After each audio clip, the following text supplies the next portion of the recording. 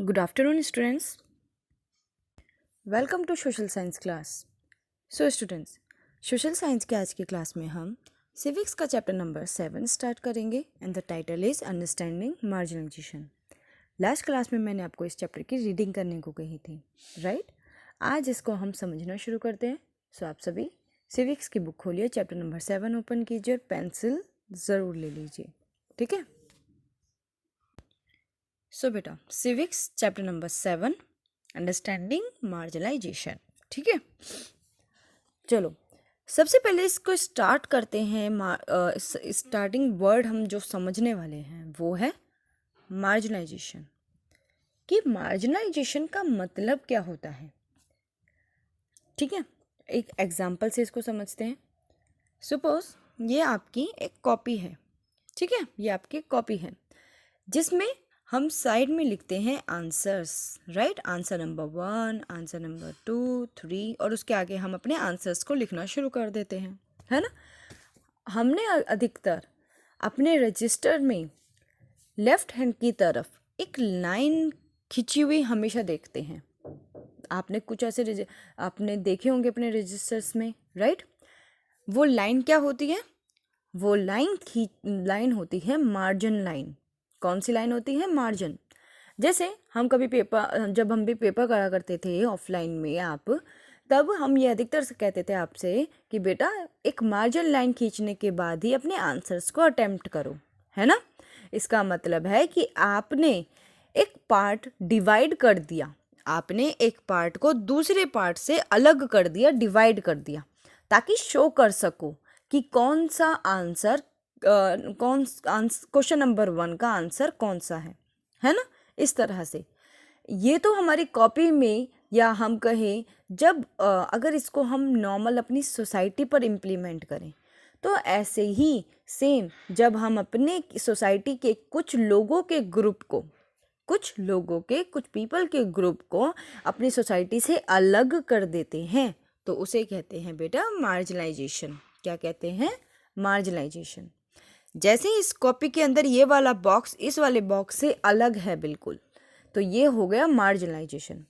एक और एग्जांपल, अगर जैसे मैं आपको पूरी क्लास में से सबसे अलग पीछे की तरफ बिठा दूं, आप मुझसे कुछ भी पूछो मैं उसका आंसर ना दूं, आप मुझसे कोई भी चीज़ मांगो मैं वो चीज़ आपको ना दूं, हमेशा डांटूं और आपको सारी फैसिलिटीज़ ना प्रोवाइड करूं, तो आप क्या हो गए? अपनी क्लास से मार्जिनलाइज्ड हो गए.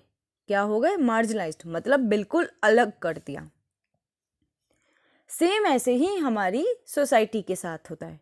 हमारी सोसाइटी में कुछ लोगों का ग्रुप ऐसा है जिसे हमने बिल्कुल मार्जिनलाइज्ड कर रखा है, जिसे हम अपने कल्चर, अपनी एक्टिविटीज़, अपने ट्रेडिशंस इन सब में ऐड नहीं करते, उन्हें शामिल नहीं करते. तो इसका मतलब होता है कि the group who are divided in our society the called is marginalised. मतलब एक ऐसा ग्रुप जो हमारी सोसाइटी से बिल्कुल डिवाइड हो जाता है उसे हम मार्जिनलाइज्ड ग्रुप कहते हैं. क्या कहते हैं? Marginalised group. ठीक है? यहाँ पर इस पैराग्राफ में यही चीज़ समझाई गई है कि एक मार्जिनलाइज्ड का मतलब क्या है.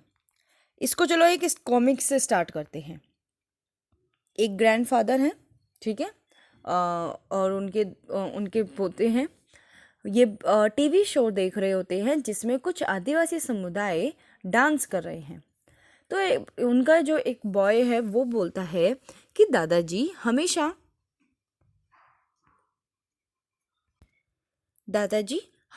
ये जो आदिवासी हैं उन्हें डांस की फॉर्म में ही क्यों शो किया जाता है.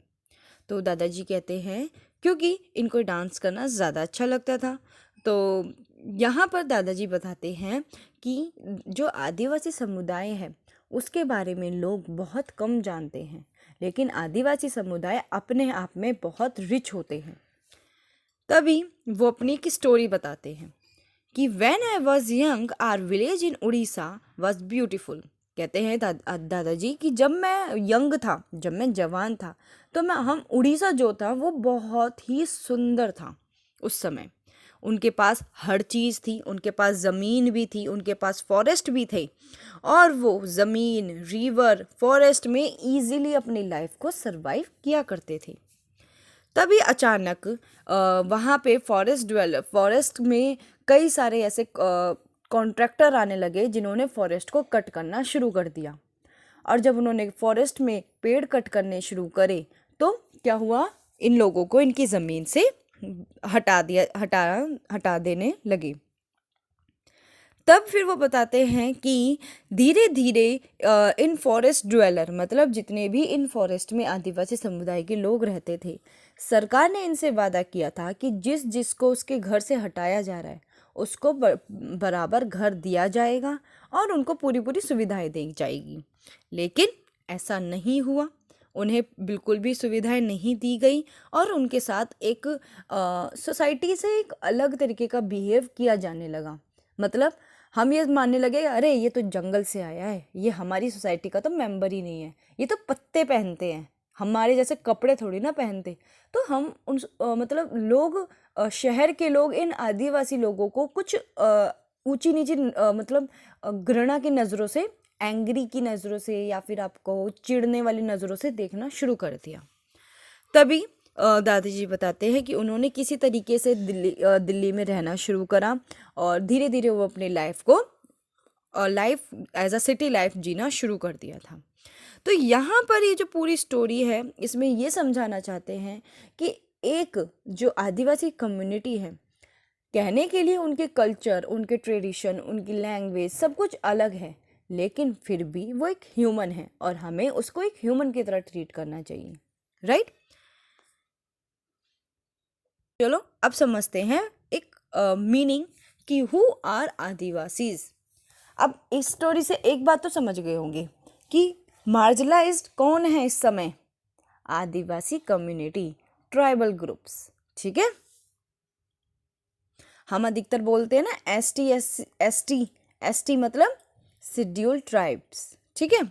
चलो, आदिवासी द टर्म, अंडरलाइन करना इस पॉइंट को बेटा, adivasi the term literally mean original inhabitant और community who live and often continue to live in close association with forest। देखो, आदिवासी का मतलब होता है एक ऐसे लोगों का ग्रुप जो परंपराओं के तरीके से, ओरिजिनल इनहैबिटेंट मतलब जो पारंपरिक तरीकों से एक ही परंपराओं को फॉलो करते हुए रहते हैं और ज़्यादातर फॉरेस्ट में रहना वो ज़्यादा पसंद करते हैं, उन्हें कहते हैं आदिवासी कम्युनिटी। क्या कहते हैं? आदिवासी कम्युनिटी। इनकी जो पहचान होती है ना बेटा, इनकी पहचान होती है इनकी परंपरा, जिसे ये कभी नहीं छोड़ते, ये लाइफ टू लाइफ हमेशा इसे कंटिन्यू रखना चाहते हैं, ठीक है।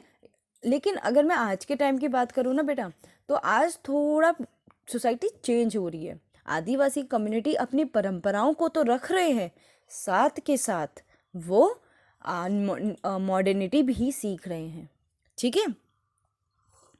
Around 8% of India population is adivasi. हमारी इंडियन पॉपुलेशन जो करोड़ों की है उसमें सिर्फ 8%, ओनली 8% पॉपुलेशन किसकी है? आदिवासी की। और ये हमें कहाँ कहाँ ज़्यादातर देखने को मिलती है? ये मिलती है हमें जमशेदपुर, रोकेरा, बोकारो, भिलाई, इन सब जगहों पर। और उससे सबसे ज़्यादा छत्तीसगढ़, झारखंड, मध्य प्रदेश, उड़ीसा, गुजरात, महाराष्ट्र, राजस्थान, आंध्र प्रदेश, वेस्ट बंगाल, ये बेटा ये ऐसे स्टेट्स हैं जहाँ पर हमें आदिवासी कम्युनिटी ज़्यादा मिलती है।